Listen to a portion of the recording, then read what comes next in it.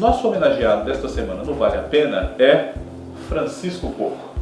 Pois é, ele mesmo. Que nesta semana, no dia 29 mais precisamente, completa 86 anos. Ele nasceu no dia 29 de novembro de 1933, aqui em São Paulo, né?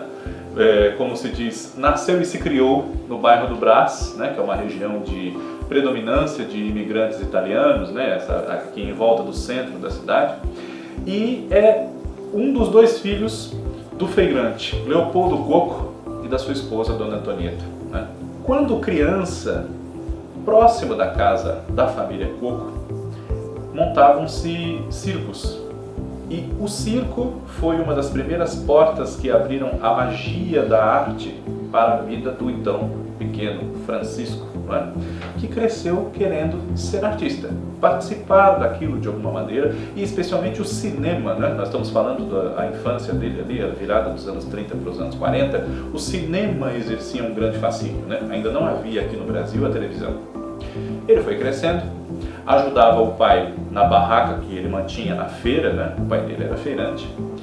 E quando se aproximou a época do início da idade adulta, escolheu os caminhos que ele ia seguir na vida, muito levando em conta o que a família dizia para ele fazer, né? Arrumar um emprego estável, desenvolver uma carreira.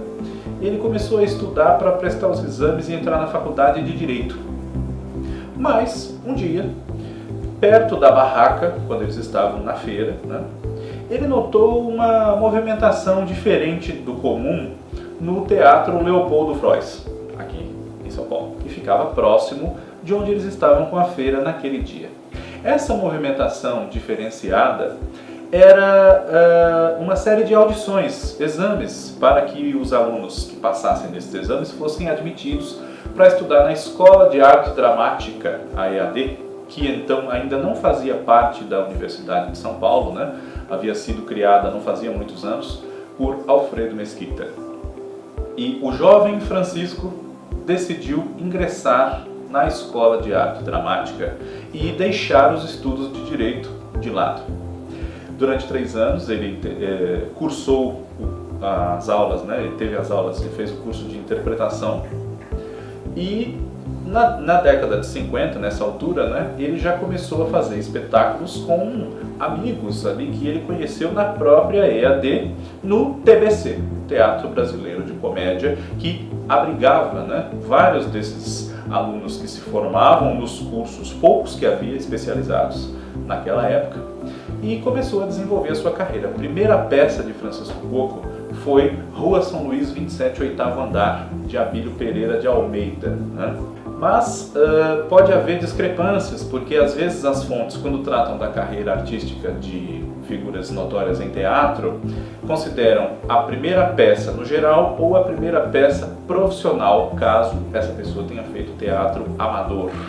Não foi bem o caso de Francisco Coco, que já estreou por essa época também nos palcos com o grupo do Teatro dos Sete, que era liderado por Sérgio Brito, Fernanda Montenegro e Fernando Torres. No começo dos anos 60, ainda no Rio de Janeiro, Francisco Coco interpretou ali pequenos papéis em algumas novelas que tinham exibição irregular, com mudanças de horário motivadas pela censura, que visava muito o nome do autor dessas novelas, que era ninguém menos do que Nelson Rodrigues, né? Uma dessas novelas foi A Morta Sem Espelho, e outra chamava-se Pouco Amor Não É Amor, lá na TV Rio, canal 13 do Rio de Janeiro. E a primeira novela diária da carreira de Francisco Coco nós consideramos que seja Renúncia, aqui na TV Record de São Paulo, em 1964. Se eu não me engano, a novela estreou em julho. E ao lado dele, como protagonista já da história, estava a atriz Irina Greco, né? Também na TV Record, logo em seguida, ele fez uma novela, não com Irina Greco, mas com Miriam Merler, chamada Marcados pelo Amor, que algumas fontes dão como Marcados para o Amor, né? Quem fez a adaptação desses originais de rádio, na época, foi o psicanalista Roberto Freire e o então iniciante nessa carreira, Walter Negrão, que reencontraria Francisco Coco na TV Globo anos depois desses primeiros trabalhos que eles fizeram, ambos iniciando-se na carreira, um escrevendo e um atuando, né? Ainda nos anos 60, Francisco Coco teve uma passagem na TV Tupi e ingressou na TV Excelsior, onde participou de mais de uma novela, mas principalmente daquela que ainda hoje nós podemos considerar como a mais longa da nossa teledramaturgia, que é Redenção de Raimundo Lopes, que teve 596 capítulos entre 66 e 68. Né? Francisco Coco se tornou um grande astro com Redenção, um campeão de cartas, interpretava o protagonista, que era o Dr. Fernando, um homem de passado misterioso que se instala na cidadezinha de Redenção e se envolve amorosamente com 3 moças da cidade, né? Logo em seguida, aos 2 anos de Redenção, ele emendou mais 2 novelas na TV Excelsior, Legião dos Esquecidos, do mesmo Raimundo Lopes, na qual ele formou seu primeiro par com Regina Duarte, e Sangue do Meu Sangue, onde ele formou o par com Tônia Carreiro, no papel de Paula Renon, né? Ele interpretava o pai e o filho, Carlos e Lúcio, e os dois, em diferentes fases da vida, se envolviam com uma atriz que era a Paula, papel da Tônia Carreiro, né? Depois de Sangue do Meu Sangue, Francisco Coco iniciou a sua trajetória, que já chega perto agora então dos 50 anos, na TV Globo, né? Estreou na emissora do Rio, no papel de Vitor, na novela Assim na Terra como no Céu, de Dias Gomes. Vitor era um padre que se apaixonava por uma moça e largava a batina para poder casar com ela. Só que essa moça, a Nívia, interpretada por Renata Sorrah, aparece morta e a trama inteira desenvolve um mistério em torno de quem teria matado Nívia.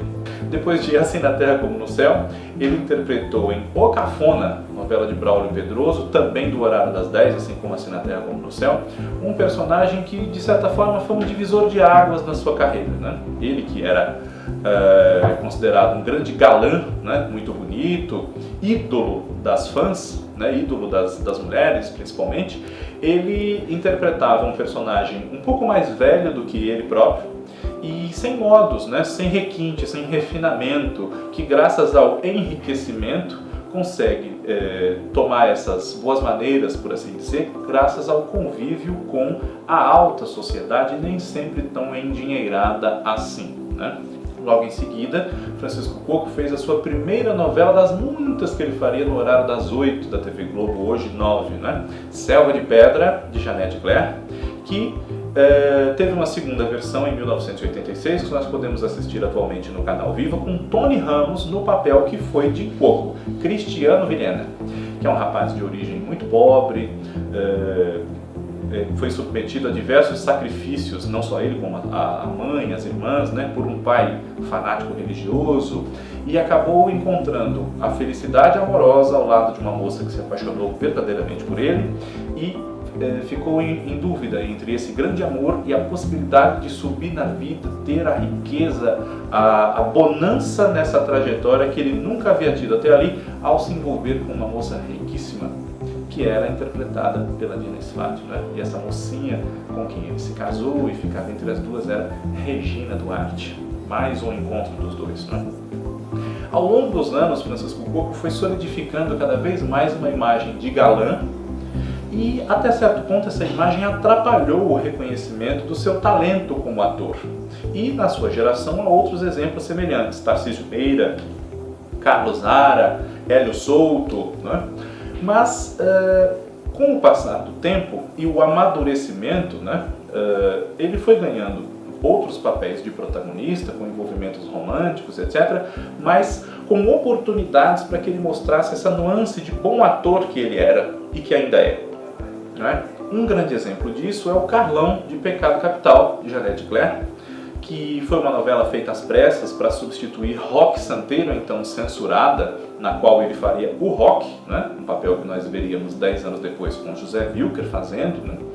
E mais uma vez houve um rompimento na imagem de Coco junto ao público, porque ele fazia um taxista de bigodinho, de camisa aberta, um pouco mais gordo, menos em forma do que o habitual, grosseirão, ciumento, machista, mas ao mesmo tempo uma pessoa de um grande coração, capaz de tudo por aqueles que ele amava, né? Então o Carlão era um personagem um pouco dúbio, mas que conquistou o público e, como os mocinhos de Jeanette Claire geralmente são, só um grande ator como Francisco Coco poderia dar a eles a dimensão exata do jogo duplo entre o mau caratismo e o merecimento de uma torcida da nossa parte por aquele personagem, né? Ele disputava sua noiva, a ex-operária, né, que se torna modelo, Lucinha, papel de Bete Faria, com um milionário viúvo, dono da fábrica, Salviano Lisboa, papel de Lima Duarte, né? E até o final dos anos 70 vieram outros galãs, Dr. Vitor em Duas Vidas, outra novela de Jeanette Claire, o Chico Rubião de Os Gigantes de Lauro César Muniz e, claro, o Astro, o personagem título de outra novela de Jeanette Claire que tinha em Francisco Coco, um de seus atores preferidos, né? Herculano Quintanilha, El Brujo. E na virada para os anos 80, Francisco Coco fez mais uma parceria com Regina Duarte em 82, da novela Sétimo Sentido, Tião Bento e Luana, / Priscila, né?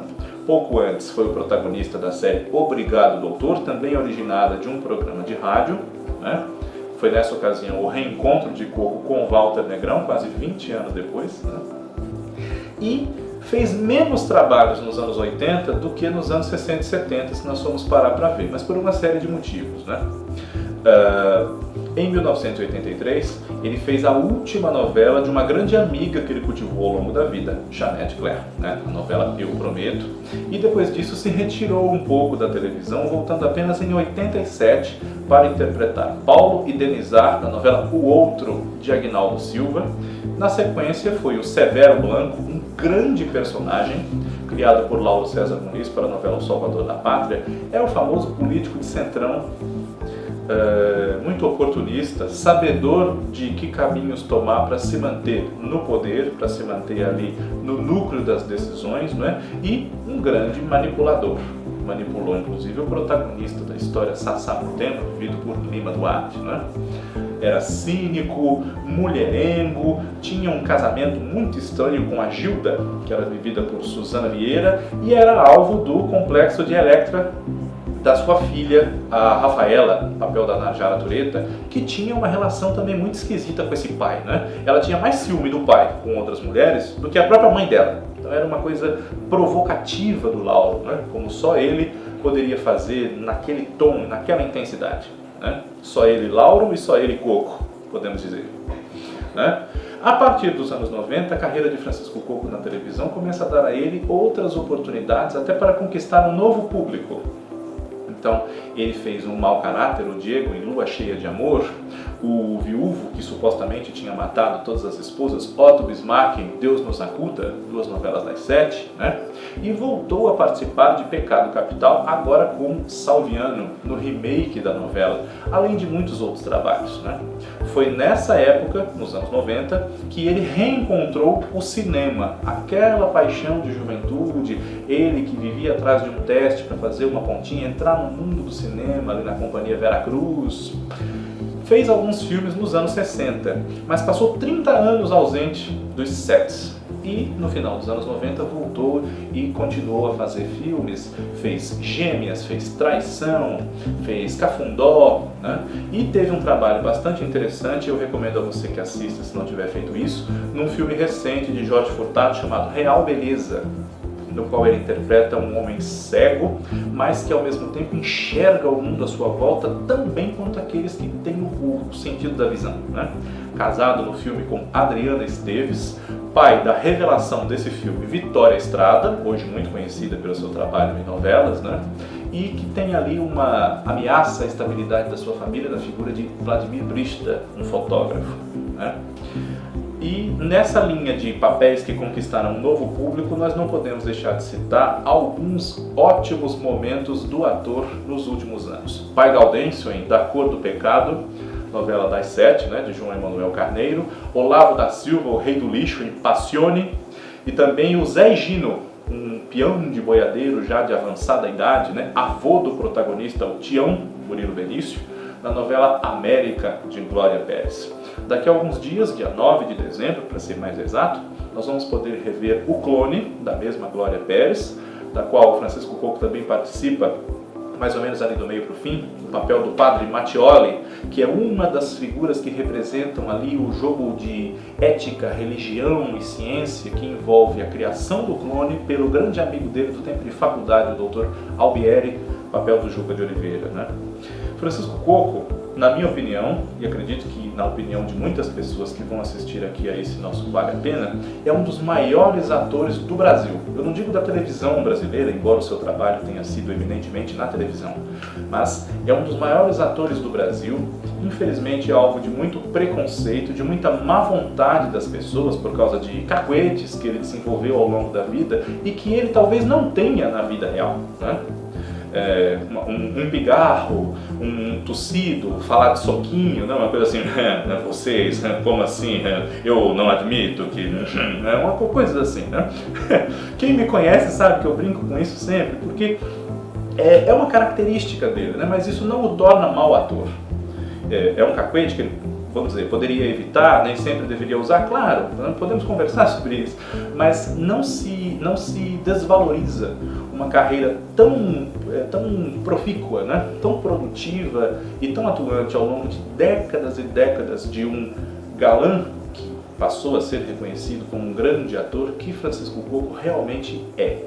E que aos 86 anos, embora ele já tenha dito algumas vezes aí que talvez se aposentasse, que aquela era a sua última novela, no caso Boogie Woogie, em 2015, né?